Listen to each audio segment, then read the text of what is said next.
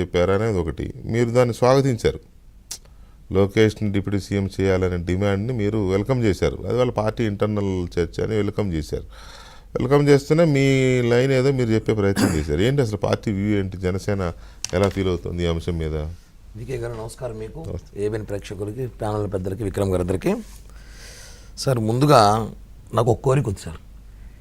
ఈ డిబేట్ అంటే ఈ చర్చ ఈ డిబేట్తో పులి స్టాప్ అయిపోతుందేమో అని సంతోషంగా ఉంటుంది. ఎందుకంటే ఇది పెరిగే కొద్దీ ఇందాక సార్ చెప్పినట్టు పొలిటికల్ బ్యూరో మెంబర్స్ ఎవరైతే ఉన్నారో టీడీపీలో పోలిట్ బ్యూరో మెంబర్స్ ఎవరైతే ఉన్నారో వాళ్ళు మధ్యలో జరగాల్సిన మీటింగ్ ఇది, డిస్కషన్ ఇంటర్నల్గా. రెండోది వైసీపీకి వీళ్ళు ఛాన్స్ ఇస్తున్నారు అని సార్ చెప్పారు. వాస్తవం అదే నేను చెప్పా పొద్దున.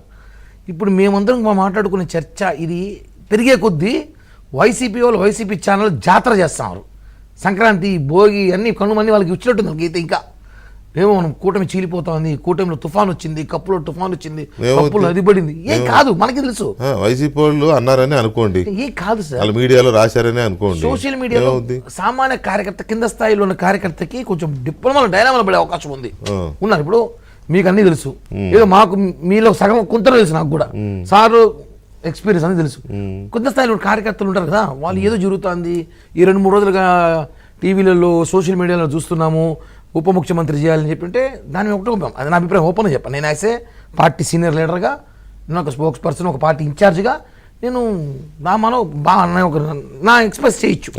ఎందుకంటే ఆడ వాళ్ళు టీడీపీ వాళ్ళు ఎక్స్ప్రెస్ చేసినప్పుడు ఖచ్చితంగా మేము కూడా సీనియర్ పొలిటికల్ లీడర్లు, పొలిటికల్గా మేము ఎక్స్ప్రెస్ చేయొచ్చు మా ఒక్క ఆవేదన ఏమని. లోకేష్ గారిని ఉప ముఖ్యమంత్రి చేయడం అనేది కరెక్ట్, వాళ్ళ అభిప్రాయం. మేము ఎక్కడ వద్దని చెప్పట్లా, ఇవ్వద్దని చెప్పట్లా. మీ అభిప్రాయం బాగుంది. మాకు కూడా పవన్ కళ్యాణ్ గారు ముఖ్యమంత్రి కావాలి, మాకు మనసులో మాట ఏంటి సార్. ప్రజారాజ్య పార్టీ 2009 15 ఏళ్ళు అవుతుంది. 10 ఏళ్ళు జనసేన పార్టీ పెట్టి 10 ఏళ్ళు అయింది. ఒక కోట్లాది ఉన్న అభిమానులు పవన్ కళ్యాణ్ గారికి. ఏ డిప్యూటీ సీఎంకి వెళ్ళినంత క్రేజ్ ఉంది పవన్ కళ్యాణ్ గారికి. ఇంత చరిష్మా, ఇంత సత్తా ఉన్న పవన్ కళ్యాణ్ ఎందుకు ముఖ్యమంత్రి కాకూడదు? ఉంటుంది. కానీ లేదండి, మేము ఎక్కడ కూడా బహిరంగ చెప్పలే.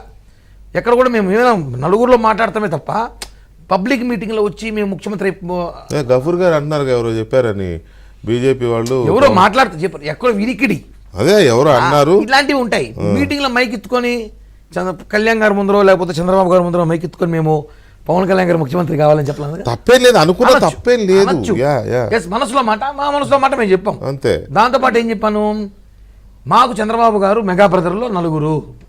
నువ్వు ఇదో విచిత్రమైన మాట చెప్పేవేంటిది? అవును, తప్పేమో సార్. ఇప్పుడు పర్మిషన్ తీసుకునే చెప్పావా? పర్మిషన్ గురించి కాదు సార్, దీంట్లో పర్మిషన్ మెగా ఫ్యామిలీ పర్మిషన్ ఉండాలిగా. మెగా ఫ్యామిలీ, మేము కూడా మెగా ఫ్యామిలీ అట్టయితే 25-2 ఏళ్ళుగా వాళ్ళ కుటుంబంతో కాదండి. మెగా ఫ్యామిలీ అంటే అన్నదమ్ముల ముగ్గురిని